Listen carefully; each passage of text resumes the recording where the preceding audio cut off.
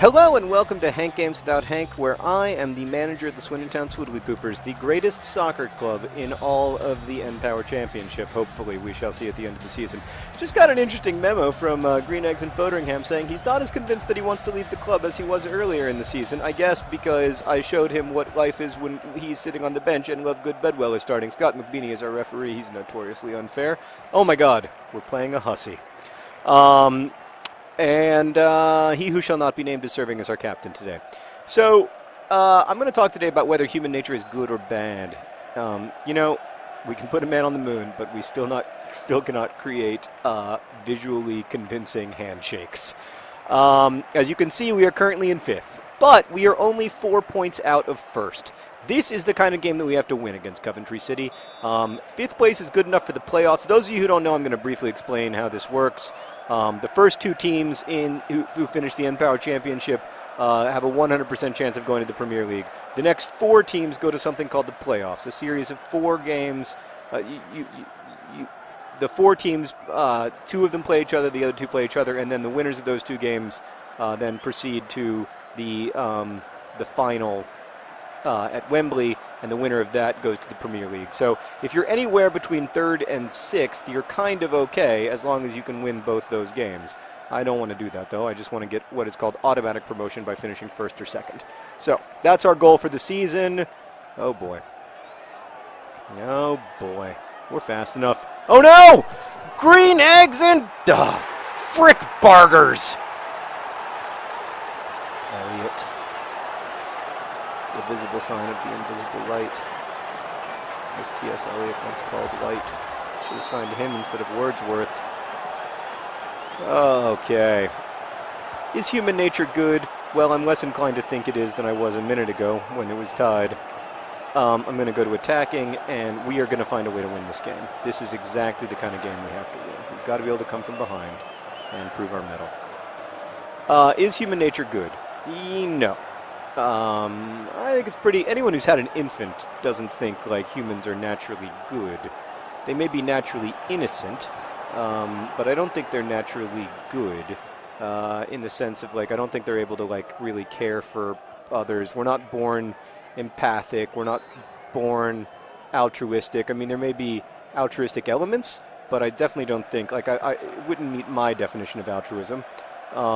Like, seeing my son, he's beautiful lad, and I love him very much, but I don't think that he's yet developed like the capacity for empathy that you look for in adulthood.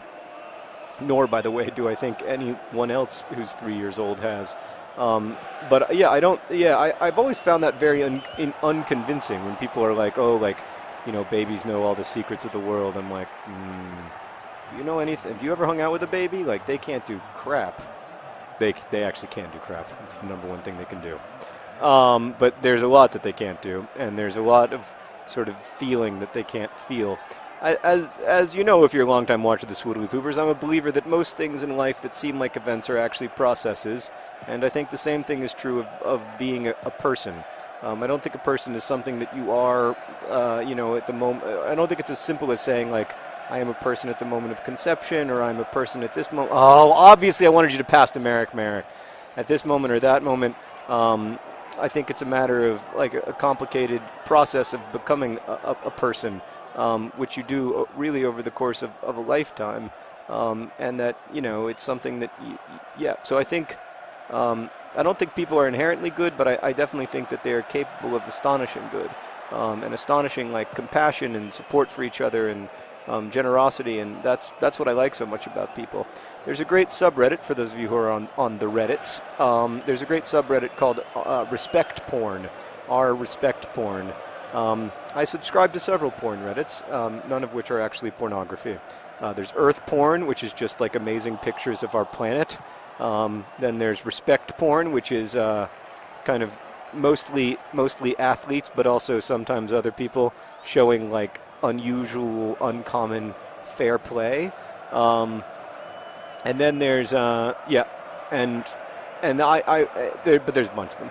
Anyway, I like that subreddit because it's constantly reminding me how generous and nice and good people can be, even as, of course, they can also be hideous and horrible to each other. And, you know, I think that it's not so much a matter of what humans are inherently, which I don't think is ultimately that interesting of a question. I think it's like what the Buddhists would call a question wrongly asked. Oh, yes! Oh, there's a question wrongly asked. Oh, how do you like them apples? That was more of a question rightly asked. I wasn't ready. Wasn't ready to score in that situation. Let me redo it.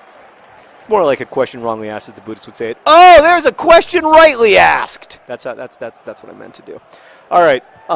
So it's 1-1, and we got the whole second half to find a goal to become the winners of the game and to beat Coventry City, and to hopefully move a little bit higher up in the championship standings here, so that we can become a Premier League club and then continue on the path to glory. I will remind you, we are also still involved. Oh, that's a foul. I was taken down to the box. I was taken down like a coward. Like a coward, sir. Scott McBeanie, that's a terrible decision. Who's their ginger? I want to know you, sir. I want all the gingers. So, it's just not good defense. We've got our ginger center backs in. Usually they're a little bit better organized than that. Yeah, but I don't think it's a question of whether humans are inherently good or inherently evil, because I don't think it's really that simple. I think that they are, you know, it's more of what we're capable of than it is what we are inherently. I don't believe we're really much of anything inherently. You know, there's obviously some things that we're predisposed to doing, but we don't do a lot of the things that we're predisposed to doing, and we also can kind of learn to do things that maybe wouldn't be so natural for us. That's kind of what's cool about people to me. So that's what I like about, geez Louise, that was a great opportunity, sir. That's what I like about human beings. It's also what I like about other higher mammals, is that capacity for learning and change and moral decision making. So I guess I'm saying that I don't think that we're either good or bad intrinsically, but that we are capable of both astonishing good and astonishing bad. And if we'd had a guy at the top of the key there, or whatever it's called, top of the 18-yard box, we would have had a goal. But we didn't, because we are not as organized an offensive team as I would like us to be. We've been working on that in practice. I've been talking a lot to the guys about movement and the importance of understanding space and passing lanes. And I think like it all boils down to me not being very good at it, and that makes them sort of like inherently less good at it too. I mean, other John Green is just a beast. Oh, I mean, to be fair though, that was beastly. Probably should have gone near post on that. Probably should have double tapped the X button. But you know, there's skill levels, and then there's skill levels, and all I can do basically is the occasional unnecessary slide tackle. But I'm interested to know what you think in comments. I mean, I know that this is... Oh! Dima Goldilocks just came off. Now we can win. I know this is kind of a complicated question, and that a lot of it also depends on your definitions of good and your definitions of inherent and that kind of stuff. So I don't mean to be dismissive of the question or anything, because I know it's extremely complicated and interesting, and lots of it's the subject of quite a lot of philosophy, and you can dig yourself pretty far down into Nietzsche, who's a lot smarter than I ever will be, and he's still interested in that stuff. So I don't want to sound like it's not interesting. I just find like what I find personally interesting is the kind of like the quality and of the decisions we make and how we decide whether those decisions are moral or not. Yikes! That could have just as easily gone in the goal. I feel like we might be tired and or suffering. The problem is I don't really... Whoa, Bostock. He's been hustling. You know, Mr. Bean doesn't have a lot of skill, but he's been playing with a lot of courage, which, as you know, I'm a big supporter of. And then I got to leave in Merrick because he's a scorer for now, and I just can't take off Leroy Williamson, or, I mean, I guess I could put... I'm not ready to do that. I don't have a ton of confidence right now in either Collins or Andy Rooney. Like, neither of them has scored with any consistency all season long. Like, they just haven't proven to be finishers yet. And you guys have seen me try, you know, but I'm not seeing it right now. And when you aren't seeing it, there's a big part of you that just thinks like, well, let's go with the devil we know instead of the devil we don't, and that leads to conservative decision making in terms of my substitutions, which in turn leads to fewer goals, and it's an absolute nightmare. Oh, that's my ball, please. Thank you. Thank you. I'm gonna go ahead and go long because I'm no dummy. Remember when we had Ball John Green and we would just get all these because he's like 6'6", but we don't have him anymore. We can't talk about the past. Oh, can't repeat the past? Why, of course you can. Go. Not where I would have necessarily taken it, but interesting decision. I liked how he reached for it. I liked how he showed the courage of his convictions, at least. There's a good ball. That's another good ball. And then maybe to other John Green, and then shoot! Other John Green! Oh!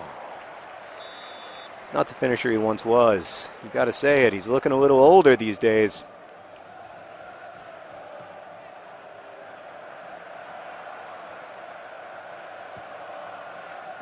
No, that's what does it take?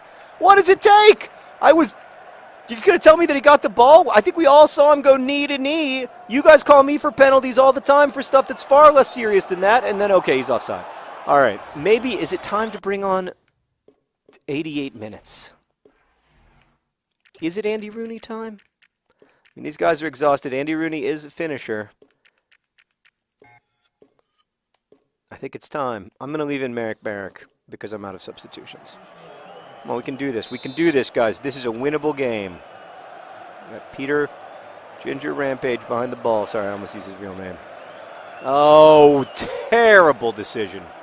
Now they're just going to kill time because a point means everything to them and nothing to us. Time wasters! Little stinking cheaters. Come on, we got to get the ball one time. One attack. One attack. That's all I ask. There you go. We're going to have our one attack. It's going to happen.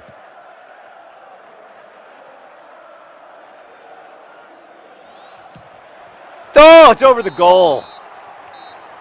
Oh, the frustration is palpable. Full time. Let me just absolutely make sure that this is a League One game, not the Capital One Cup. Yep, the game's over. Schmoog. Berg.